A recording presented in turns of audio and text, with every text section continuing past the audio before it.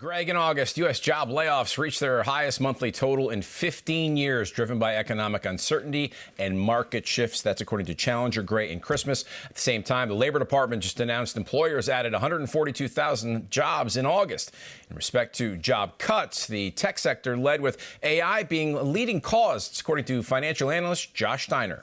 Last month, for the first time since April, employers called out AI as a reason specifically for job cuts. So last month, 6,000 jobs were cut due to AI. Steiner went on to say year to date, 7,000 jobs have been lost to AI. And retailer Dollar Tree, which caters to lower income Americans, released its latest earnings report, and it appears to be a grim reflection on the state of the American economy.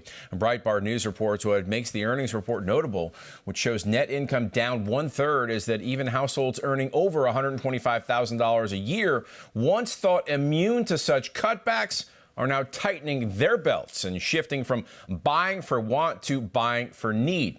In the last quarter, the retailer sales grew just 1.3%, well below analysts' expectations. The latest survey by YouGov for The Economist, taken between September 1st and the 3rd, 48% said the economy is worsening, and 43% said they are personally worse off. Tim. Mike, Hunter Biden changed his plea twice in his federal tax case involving 9 tax charges on Thursday. The day started when Biden lawyer Abby Lowell shifted his plea from not guilty to an offered plea, that is, acknowledging enough evidence for conviction without admitting guilt. However, after opposition from prosecutors, Hunter shifted to a standard guilty plea. U.S. District Judge Mark Scarcy accepted the plea, and Biden will be sentenced on December 16th in Los Angeles. The case, led by special counsel David Weiss, centers on accusations that the younger Biden failed to pay at least $1.4 million in taxes, with prosecutors highlighting his extravagant lifestyle. If the trial had gone forward, it would have brought attention to his, in some cases, out-of-control personal behavior. Former California Senate Majority Leader Gloria Romero announced Wednesday she's leaving the Democrat Party and becoming a Republican. According to Newsweek, Romero indicated that she no longer recognized her party after its shift toward war, censorship, and authoritarianism. She told Fox News this. In this Capitol behind me, I served as both Senate Democratic Caucus Chair and the Senate Majority Leader. But today I say goodbye. Adios. I've had enough. I am now another near lifelong Democrat who is joining the growing number of people, including key groups like Latinos, who are leaving the Democratic Party. This is not the Democratic Party that I once championed. I do not recognize it anymore. Romero added that she was pro-choice, but she refused to support a party who advocated for killing the unborn through a full term of pregnancy. Mike? Tim, Texas Congressman Chip Roy released a white paper this week breaking down the border crisis playing out under the Biden-Harris administration. The Republican told the Daily Caller the findings were the tip of the iceberg and the country was being torn apart intentionally, adding this: it's purposeful and the damage is far-reaching. Every journalist, politicians, and American should read this report and seethe with rage. Among the alarming facts, Roy points out more than 8.5 million illegal immigrants crossed the border under the Biden-Harris administration, probably a lot more, a number which surpasses the population of 37 states.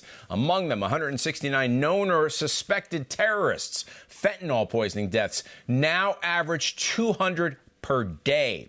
Well, Americans like Laken Riley and Jocelyn Nungary tragically lost their lives, allegedly at the hands of illegal immigrants. The report calls on Congress to pass the Secure the Border Act and SAVE Act. Roy concluded that the goal of the Democrats is to secure one-party rule in our country. And Greg, Russian President Vladimir Putin stated that Russia prefers Vice President Kamala Harris win the U.S. presidential election over former President Donald Trump. He even joked about Harris's infectious laugh. Putin's remarks came after 2 Russian media executives were charged by the United States Justice Department for funding a U.S. entity to advance pro-Russian messaging. Putin commented that Harris's laugh might indicate a potential easing of U.S. sanctions on Russia. However, the Russian leader emphasized the decision is ultimately up to the American people. Well, joining us now is the Director of Investigations and Research for Judicial Watch, Chris Farrell. Welcome to Victory News. Great to be with you. Thanks. All right, let's dive into this. Vladimir Putin wants Harris to win in November. He believes that her laughter is warming relations with the U.S. So what's this former KGB agent up to, Chris? Well, he's seen the track record. He invaded Crimea under Obama. Nothing happened. And then nothing, there were no activities, no aggression under Trump. Biden and Harris come into office. What does Putin do? He grabs 4 provinces in Ukraine. He knows that Harris is weak. So he wants a presidency that, won't do anything, won't challenge him. He knows Trump wouldn't stand for it. It's pretty simple calculation from his side of the picture. Maybe the joy is not our joy. Maybe it's his joy that's being spread. Yeah.